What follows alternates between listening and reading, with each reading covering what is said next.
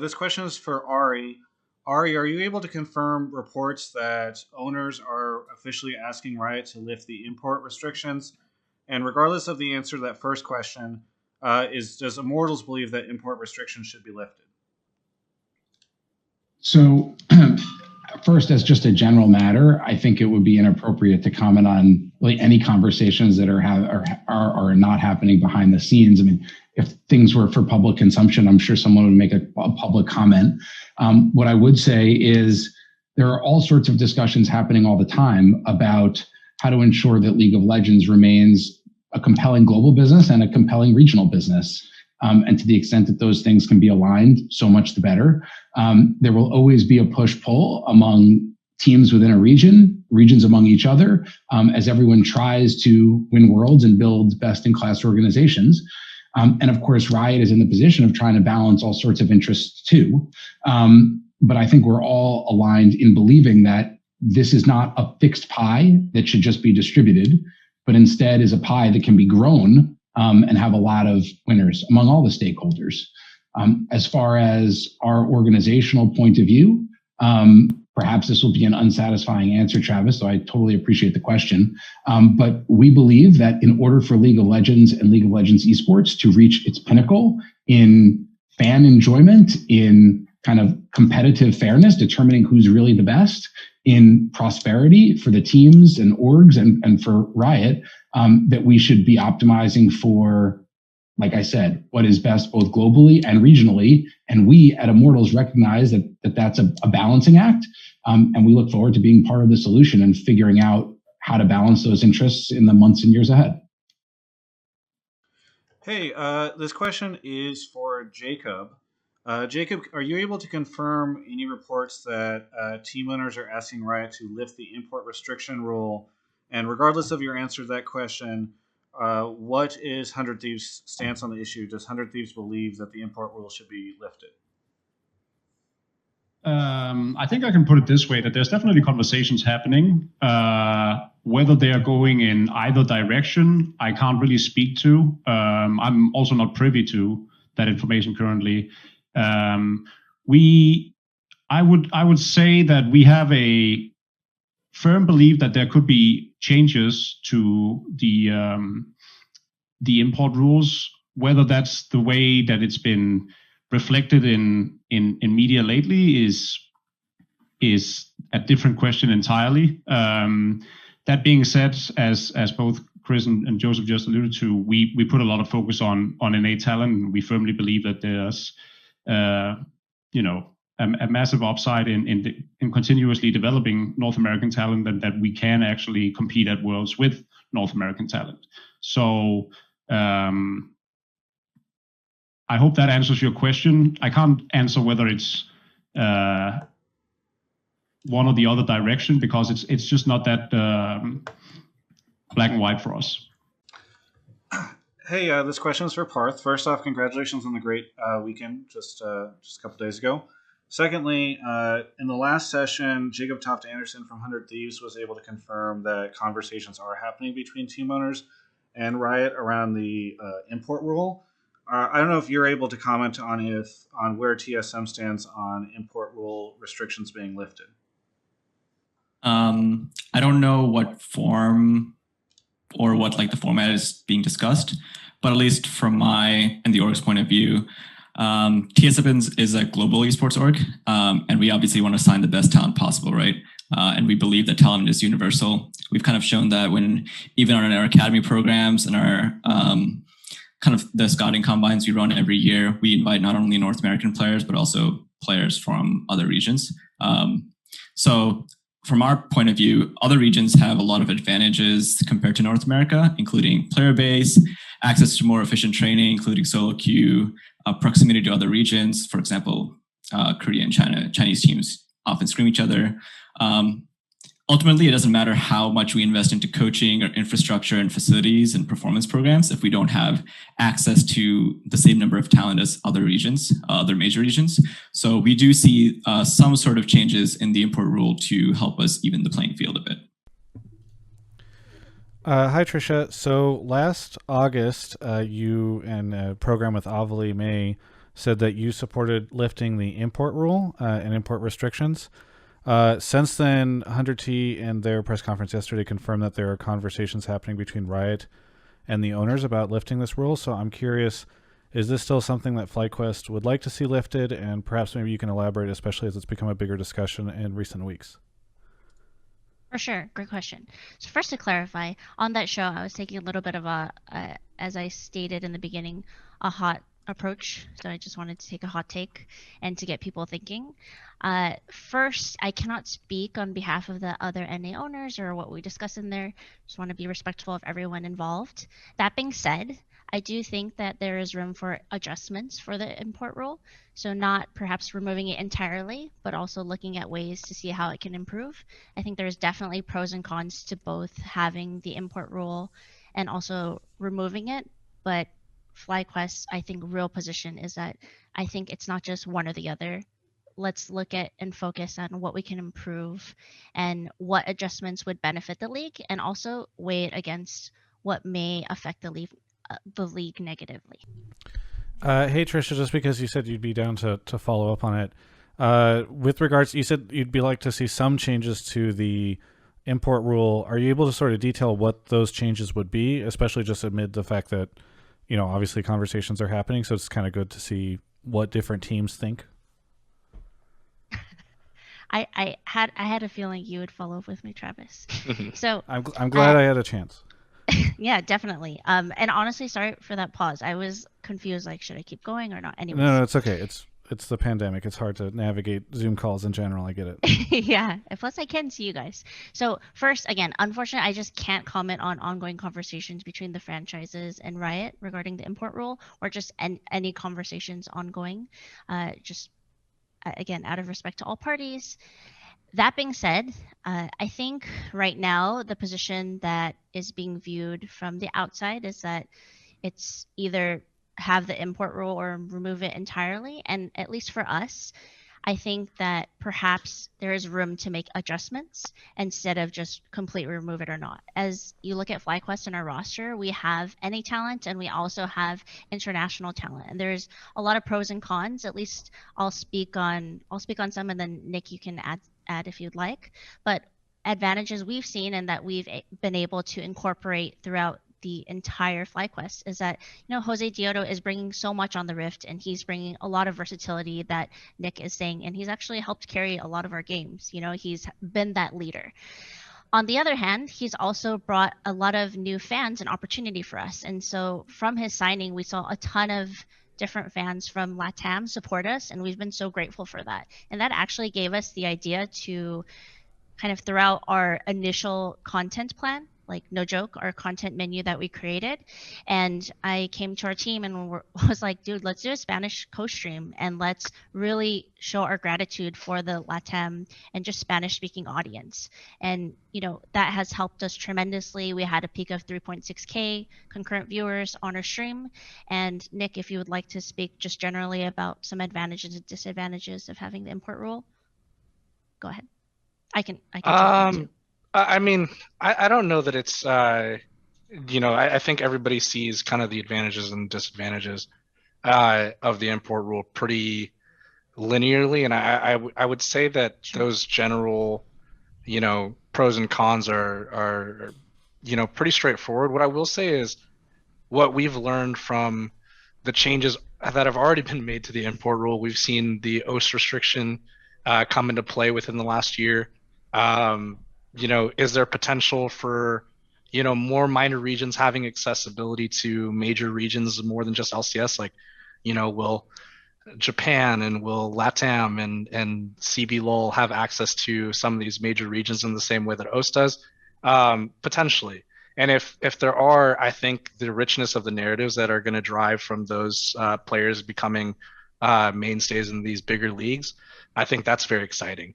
So I think if there's some changes or potential adjustments in that direction that give us visibility into League of Legends best stories and rising stars in just a global sense, I'm really excited for that. But you know, outside of that, like Trisha said, it's just out of respect for all the other teams in the league that you know, we, you know, not really share too much about some of the ongoing dialogue.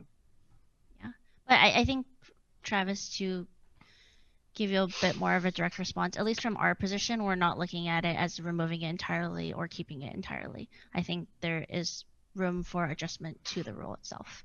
Yeah, and I think think right now the current conversation is very like black and white, which, I mean, there's too much nuance. yeah, I appreciate the trying to find sort of the granularity there. I think I've yet to hear, other than which I appreciate Nick mentioning, an example of what something in between would look like, right? Obviously there are examples of that. I just don't know where teams are sort of thinking, if it's like actually 4 imports and only 1 NA, or if it's only from these other, smaller regions or whatever. So but I appreciate it regardless.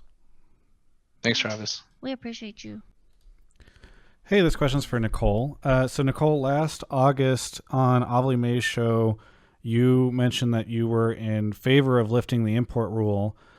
Since then, in previous sessions during these team press conferences, it's been clarified that the team owners are in talks with Riot about lifting that rule. So I'm curious, especially given the sort of commitment that EG is making to Amateur and Academy this year, if that is something that you still believe and support. Yeah. So as everyone here probably knows, we heavily are focusing on investing and developing talent in the local space North American scene, our Prodigies team, our Academy team, and really investing on creating a larger talent pipeline that's not mutually exclusive, with exploring alternative possibilities or even partial possibilities to keep the talent and competitive viability of the North American LCS scene competitive. And so we are always open to collaborating with Riot and with other teams around opportunities to keep bringing in good talent and maintain top talent and grow talent. But EG is also taken, as we see with our developmental leagues, the onus on ourselves to also scout and develop in-house. Hey, Steve. In former versions of these with different teams, it's been basically confirmed that teams and owners are talking to Riot about lifting the import rule. Since then, there's been sort of varied responses from teams on what that would look like and how committed they are to it. I know you, I believe, had mentioned that this was something you would like to see on a show with Thorin late last year. FlyQuest in particular in the last session just said that they would maybe not say they want the whole thing lifted, but perhaps could see something where, for instance, some of the smaller regions are able to come in like OCE did. So I'm kind of curious, where is Team Liquid's stance on this? Is it they want the whole import rule lifted? Is it something in between? Anything you could clarify would be great. Yeah, sure. All right. So I've been part of League of Legends for 10 years, I guess, at this point, a decade, and have seen so many versions of LCS before even there was LCS and North America competing, and have been through kind of the LMQ days. They beat us 3-2 after a reverse sweep and Voyboy picking a colleague. God damn it. I hate thinking about it. And, I have also seen what happened in StarCraft when there were different import rules then. And so I think my and TL's stance on this is that the set of rules that were applied back then, we need to consider whether or not they're still applicable today. A lot has changed. We've franchised. There are large brands within the LCS that have invested significantly into the development and the brand and the streaming and the graphics and the content for our players. And I think a number of teams have done a really good job at that. And I think there are just some facts that the NA server size in comparison to other major regions is much smaller. I don't know how much smaller, but it's smaller. And we're inherently at a disadvantage as a major region. I also think that the development of NA players is not good enough from the teams. It's simply not good enough. There's a handful of the total teams that I think are investing in the proper development of NA talent. And I hold ourselves as accountable to making sure that we're doing that as well. and doing a better job year to year to year. And we can do better. It's that simple. It's not good enough. And there needs to be robust changes on that front as well. And I would never advocate for a change in the import rule if it wasn't coupled with an obligation on behalf of the teams to do something to help cultivate NA talent simultaneously, hand in hand. So that's number one. And then in terms of import, I don't think it's black and white, some sort of sweeping no import. I think it gets into some complication about grandfather players that have been here, players that have established their lives here and applied and successfully gotten their green cards, have moved their life and their family and their significant others, and I don't think there's one rule that applies across the board. I think you have to approach it thoughtfully, and I think it's worth revisiting what I believe an antiquated rule built at a time that served a great purpose, but should be thought about again.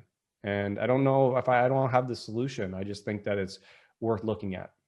Hey, Jack, it was great to have you in the Hotline League chat last night. I hope you had a good time. I think you probably have an idea of what my question is going to be. So, far, you're breaking up. I can't hear you. Oh, you can't hear me. You can't hear me. Interesting. You're coming through. Yeah.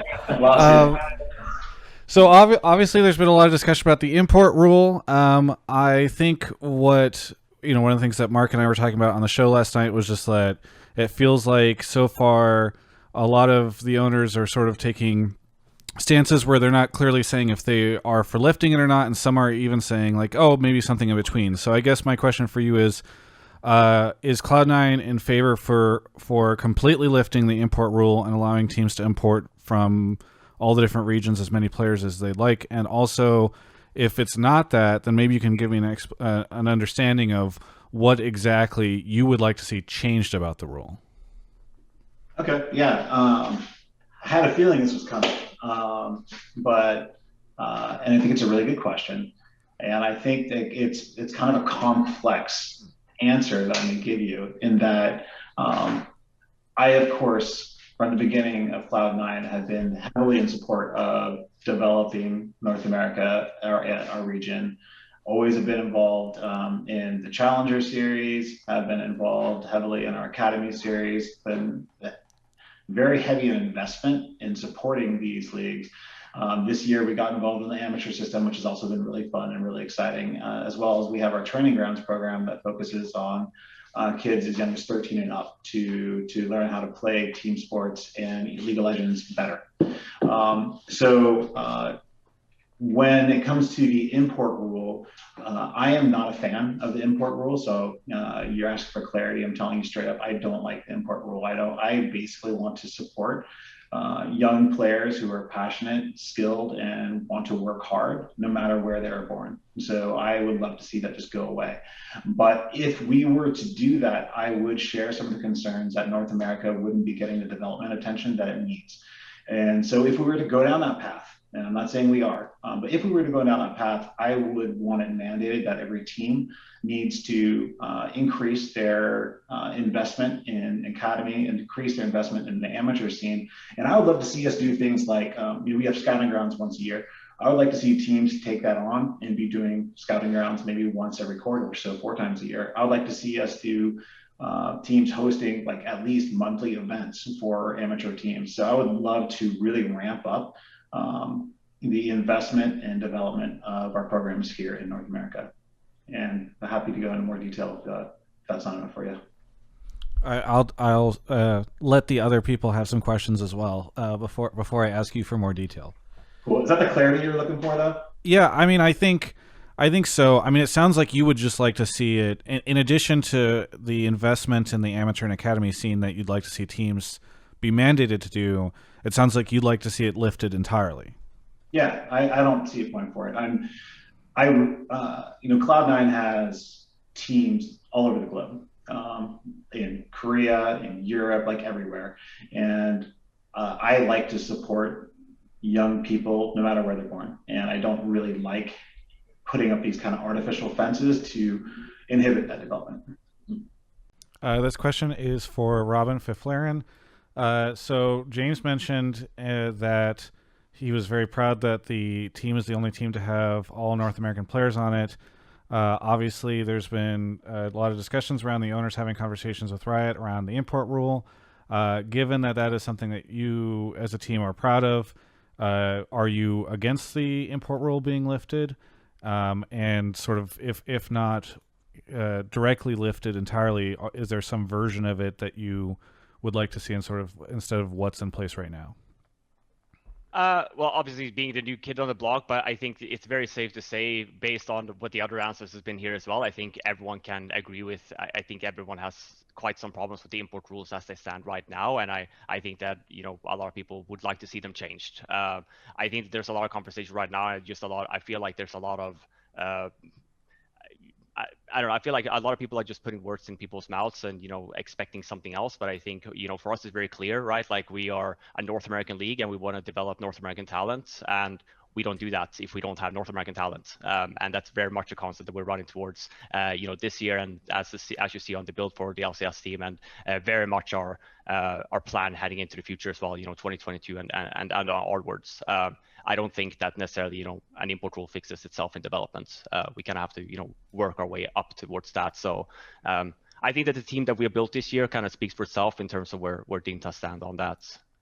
But yeah, I think that the import rule could use maybe a bit of tuning. So over the last 8 or so sessions, I've been asking all the team owners about the import rule. So far, all of them have either ducked the question by saying that they are really committed to native talent, or basically said that they'd like to see it changed in some way or just removed completely. So I'm curious what CLG's stance is, and if it isn't complete removal, maybe you can sort of explain to me what version of a change the organization would like to see.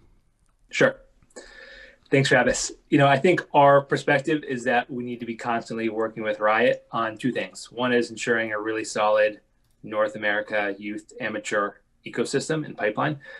And the other is kind of ensuring the long-term competitive viability of the region. And so it's a delicate balance. As with any rule, especially in a league or sport that's young, I always support exploring to see if there are any opportunities for improvement, keeping those 2 goals that I mentioned in mind. And so, at this point, look forward to continuing to work with Riot and the other LCS teams to explore kind of exactly what might make sense, whether it's for next year, whether it's for the next 3 years, the next 5 years, the next 10 years. Thank you. I like your drink, by the way. Thank you. I didn't know if you guys have them as a partner still. Yep, it's a good beverage. Hunter, they actually scheduled you all based off of their expectations of how competently you would answer my import question. And so I'm excited to finally have somebody answer it in a strong, full-hearted way. All of the other team owners have basically declined to say that they are against changing the import rule. And some have sort of dodged it or said that they would like to see some version of it, but not entirely removed. Some have said, we want it removed, but we're still committed to developing talent. So curious what Golden Guardian's stance is on this, especially based off of the fact that looking at the season, you seem to be looking less far away and more local for talent. And what, if not an entire rejection of the rule, what sort of variation of it would you like to see? Yeah, for sure. I think this conversation has come up in part because there's like a traditional NA cycle of suck where we come out of Worlds and we overanalyze everything that has to do with our region and our performance, and we come up with the same list of 10 or 12 things that are problematic, and then we start talking about them again over and over and over again. And this is one of those things. And I think on that list are a bunch of different things, but I think it's worth recognizing as part of the broader conversation that the sort of like competitive fundamentals of NA are poor, and they're a problem, right? We have this geographically gigantic region with a small ranked player base and high ping and for fun, attitude. We have a competitor performance that puts us somewhere between the major regions and the minor regions, but we have a legacy a closeness to Riot, a production level and spending level that suggests we should be more than that. And consequently, there's constant tension between how we're actually doing and how we think we should be doing, or how we want to be doing. And so we look at this stuff over and over and over again. And the conversations happening this year, in a lot of ways, are not that different than what's been happening in the other years, which is the teams come back from Worlds and we say, that felt bad. How do we do this differently next year? What can we change? What can we change? What can we change? And they yell at Riot some, and the players yell at Riot some. And, last year it's in-house servers and can we stream them or whatever. And this year it's import rule is coming up a lot. But it's all sort of the same cycle of suck where we feel bad about how we did. We were looking for a silver bullet of some kind that's going to change this situation. This one thing we can do that's going to have us win Worlds next year. I don't think there is one thing. I don't think changing the import rule is the one thing. I don't think the in-house servers are the one thing, despite I think we've been the organization that's done more work on some of those things than anybody else. So I think what is healthy is continuing to have conversations about the performance of the region, how that performance compares to the expectations placed on the organizations, the teams, and the players, and then what the systems are in place that are limiting that and how they can be improved. I'm not convinced that removing the import rule makes a difference. But I think it's an okay conversation to have. And I think it's probably appropriate right now that conversation is happening for the most part behind closed doors between owners and owners and Riot. Because that's a place that there should be a lot of iteration and spitballing and brainstorming and conversation back and forth before relatively fully baked ideas come out for, further consumption and discussion by a broader audience. Oftentimes people accuse me of seeming a little too stiff in these interviews, just not having enough animation. And I just don't get where people get it from, It's just, I put a lot of energy into these things. And so when people just accuse me of staring vacantly, I'm very confused. Regardless, you should go check out Alienware. You can go find them at alienware.com/Travis. There's a link in the video description below. You can use Travis 10 off to save 10% off your order. We thank Alienware so much for supporting my ability to make really stupid outros like this one.